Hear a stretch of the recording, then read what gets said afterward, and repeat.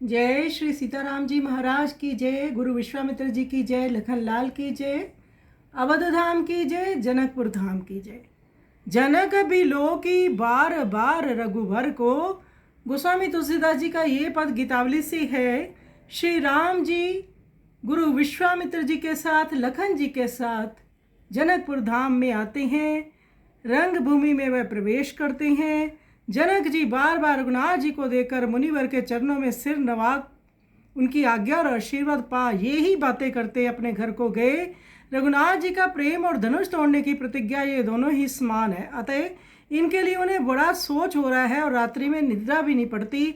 अपने कार्य सिद्धि के लिए प्रार्थना कर वे ब्रह्मा, विष्णु और महादेव को भी संकोच में डालते हैं और ये कहते हुए कि हे देव, तुम्हारी कृपा से सब कुछ देखना सुगम है।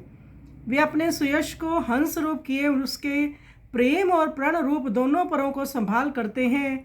इसी समय श्री विश्वामित्र जी दोनों भाइयों के साथ ले आए और उनके गुणगन कहने लगे। तुलसीदास कहते हैं, सूर्य कुल के सूर्य श्री रामचंद्र को आया देख। महाराज जनक का चित्त स्नेह की स्वाभाविक वायु के झकोरों से पीपल के पत्ते के समान चंचल हो गया।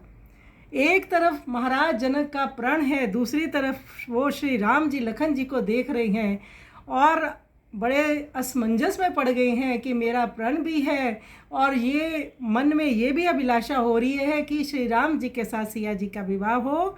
तो बड़ा सुंदर ये पद है, ये सुंदर पद का हम श्रवण करें।